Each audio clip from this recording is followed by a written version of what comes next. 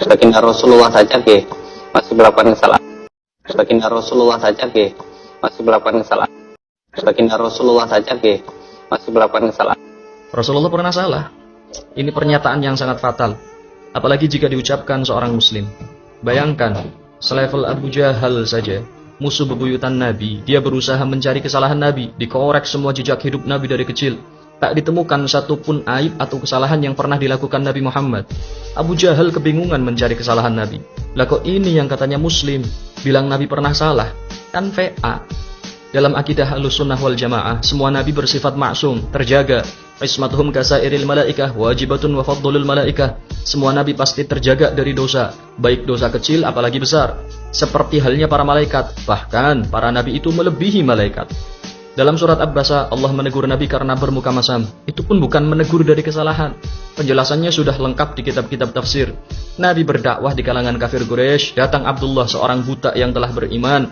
Nabi bermuka masam karena dakwahnya terganggu. Teguran Allah bukan karena Nabi melakukan kesalahan, tapi karena Nabi melakukan satu hal baik, padahal ada yang lebih baik. Di surat Ad-Duha, wa wajadaka dhallan fahada. Nabi tersesat lalu diberi petunjuk. Itu bukan tersesat pemahamannya, akidahnya, atau perilakunya. Tapi ayat itu bercerita saat Nabi kecil, beliau pernah tersesat di sebuah lembah di Mekah. Fahada, lalu Allah memberinya petunjuk. Dalam hal tersesat di jalan saja, Allah jaga Nabi, apalagi dalam hal pemahaman dan akidah. Nabi selalu buang air kecil jongkok, dan pernah melakukannya dengan berdiri. Bagi kita kencing berdiri itu kesalahan. Tapi bagi Nabi itu justru kewajiban, agar umat tahu hukum kencing berdiri bukan haram, tapi makruh. Pembahasannya lebih lanjut, bisa pelajari usul fikih. Nabi pernah mengimami sholat zuhur, cuma 2 rakaat. Sahabat Zulyadain bertanya, "Ya Rasulullah, apakah engkau lupa? Apa memang mengqashar sholat?" Nabi jawab, "Tidak keduanya." Lalu karena semua sahabat mengatakan sholatnya baru 2 rakaat, maka Nabi pun menyempurnakannya 2 rakaat lagi. Bahkan Nabi yang tak pernah lupa, dibikin lupa sama Allah agar umat tahu hukumnya bagaimana jika imam kelupaan rakaat dalam sholat. Maka sungguh kurang ajar lisan yang berkata Nabi Muhammad pernah salah.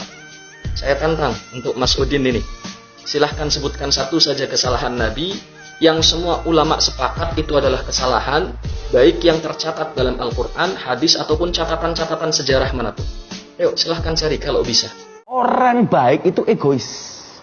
Karena selalu memandang orang maksiat dengan... Tak semua orang baik itu egois. Juga tak semua pelaku maksiat memandang dengan cinta. Harus adil. Jangan pukul rata. Kalau tidak, akan ada orang baik yang terpojok dan pelaku maksiat yang jumawa. Orang baik itu 2.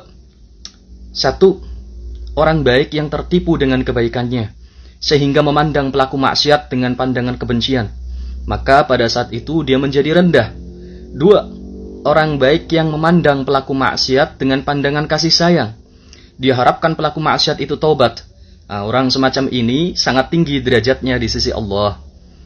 Pelaku maksiat juga 2. 1. Pelaku maksiat yang memandang orang baik dengan pandangan cinta. Bahkan ada yang sampai hancur hatinya, menetes air matanya karena merasa diri amat hina. Dialah yang sedang mendapat cahaya hidayah dari Tuhannya. Jika disambut cahaya itu, bertaubat, maka dia amat mulia. Tapi ingat, ada juga pelaku maksiat yang memandang rendah orang-orang baik, merasa diri lebih mulia, maka dialah sejatinya pewaris iblis. Sudahlah salah dengan maksiatnya, tetap merasa tinggi dengan kesombongannya. Namanya Dr. Ihsan. Dr. Ihsan ini salah satu dokter saraf terbaik di dunia, dan beliau ini berkebangsaan Pakistan. Beliau punya jadwal padat. Bahkan saking padatnya jadwal beliau, ngisi seminar, menangani kasus medis, operasi, dan lain-lain, tidak hanya di 1-2 rumah sakit, bahkan berpuluh-puluh mungkin beratus-ratus rumah sakit yang terletak dari satu kota ke kota lain, dari negara satu ke negara lain.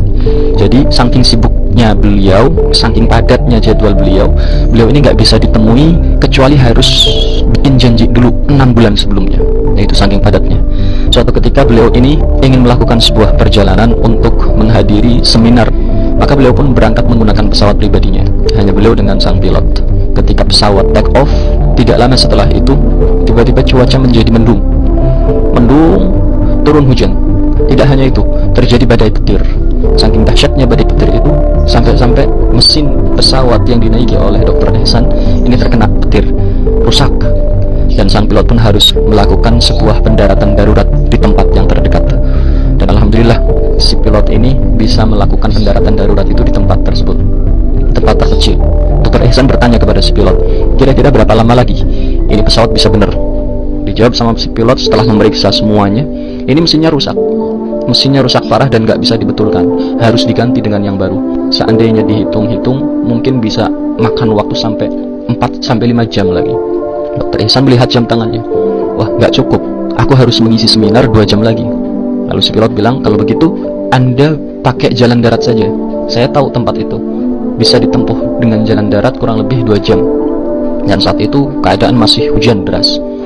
Maka dengan tergopoh-gopoh Dr. Ihsan pun mencari taksi di tempat terpencil itu. Alhamdulillah ada sebuah taksi yang melaju, lalu langsung di stop sama Dr. Ihsan. Beliau masuk.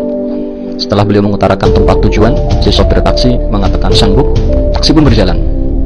Dan tidak lama setelah taksi berjalan, hujan semakin deras. Lalu tiba-tiba taksi pun berhenti. Si sopir bilang, wahai tuan, maaf, sepertinya saya tidak bisa melanjutkan perjalanan karena di depan sana, lihat, itu lumpur sangat dalam sekali. Itu banjir, lumpurnya sangat banyak. Seandainya kita nekat menerjang ke situ, kita nggak bisa jalan, terjebak di sana. Dr. Ihsan semakin bingung lagi. Belum lihat jam, gak hanya waktu untuk mendatangi seminar itu semakin mepet, tapi juga ini sudah waktunya maghrib. Dr. Ihsan mengatakan, kalau begitu mari kita cari tempat untuk sholat maghrib dulu. Ayo, baik kalau begitu. Kebetulan di situ ada rumah. Dilihat di samping sana, di tengah-tengah tempat yang sangat terpencil dan kosong itu ada sebuah rumah yang berdiri. Maka sopir taksi dan Dr. Ihsan pergi ke rumah tersebut. Diketuk pintu, dibuka oleh seorang nenek-nenek. Dr. Ihsan pun bilang, Nek, boleh nggak kami numpang sholat di sini? Dijawab sama si nenek, oh boleh, silahkan masuk. Dr. Ihsan, sopir taksi, masuk ke dalam rumah tersebut. Kemudian ditunjukkan oleh si nenek, ini musola rumah kami, silahkan kalian sholat di sini. Keduanya pun sholat di situ. Usainya sholat, ketika Dr. Ihsan salam, beliau melihat ada seorang anak remaja yang tidur di sebuah dipan, dan si nenek tadi duduk di samping remaja tersebut. Kemudian Dr. Ihsan pun tanya, wahai nenek, ini siapa? Dijawab, ini cucuku, dia anak yatim, kedua orang tuanya telah meninggal, aku yang merawatnya sejak kecil. Oh, terus kenapa dia tidur seperti ini? Mungkin Dr. Ihsan tahu, ini sepertinya tidurnya nggak normal, karena beliau dokter. Lalu si nenek bilang, dia nggak tidur, dia memang seperti ini sudah bertahun-tahun. Kenapa, Nek? Dia ini kena sebuah penyakit saraf dan sudah aku bawa kemana-mana, dan terakhir kali aku bawa ke dokter yang terdekat, yang terbaik di tempat ini. Dokter itu mengatakan kami tidak bisa menangani kasus seperti ini. Kasus medis ini hanya bisa ditangani oleh seorang yang sangat profesional. Lalu kami meminta di mana kami bisa menemukan orang tersebut. Dokter itu bilang, Anda bisa menemuinya di Pakistan. Lalu setelah kami pergi ke Pakistan, kami bertanya tentang dokter itu, dan orang yang menemui kami bilang, kami hanya bisa menemui sang dokter hanya setelah menandatangani janji, dan itu pun bisa ketemu setelah 6 bulan berikutnya. Maka karena aku ini orang gak punya, aku ini miskin, sebatang kara, aku sudah tua, aku hanya punya Allah. Maka setiap hari aku pun berdoa, berharap agar Allah mau menyembuhkan cucuku ini. Lalu Dr. Ihsan bertanya, memang siapa dokter yang dimaksud oleh nenek? Si nenek mengatakan, kalau nggak salah namanya Dr. Ihsan. Begitu mendengar namanya disebut oleh lisan si nenek ini, Dr. Ihsan pun langsung kaget, seolah-olah hatinya ini tersambar oleh petir yang begitu menggelegar. Beliau langsung sujud, beliau menangis, dan beliau mengatakan, ya Allah, ternyata karena sebab doa si nenek ini, kau hambat perjalananku semua, kau hentikan pesawat terbangku, kau turunkan di tempat ini, kau hentikan taksiku, kau arahkan aku untuk bisa sampai ke rumah nenek ini. Lalu Dr. Ihsan pun menangani cucu si nenek ini. Sahabat, betapa Allah akan menggerakkan segalanya ketika Allah telah mengijabahi doa seorang hamba. Bukankah angin adalah pasukannya Allah? Bukankah hujan adalah pasukannya Allah? Bukankah air, lumpur, semua yang ada di alam semesta ini adalah pasukannya Allah? Lalu bagaimana mungkin Allah tidak menggerakkan semua ini untuk mengarahkan si Dr. Ihsan tadi agar sampai ke rumah si nenek tersebut demi mengijabahi doa orang lemah yang tidak memiliki apa-apa ini kecuali Allah Subhanahu wa Ta'ala. Maka ingat, jangan pernah sekali-kali kita remehkan doa, karena kekuatan terbesar yang ada di alam semesta ini adalah kekuatan Allah Subhanahu wa Ta'ala. Maka ketika kita sandingkan kelemahan diri kita kepada kekuatan Zat yang Maha Kuat, maka Allah akan jadikan diri kita kuat. Ketika kita gantungkan harapan kita kepada Allah yang bisa mengatur segalanya, maka bukan tidak mungkin segala yang kita minta dari Allah Subhanahu wa taala cepat atau lambat kelak akan diarahkan untuk menuju ke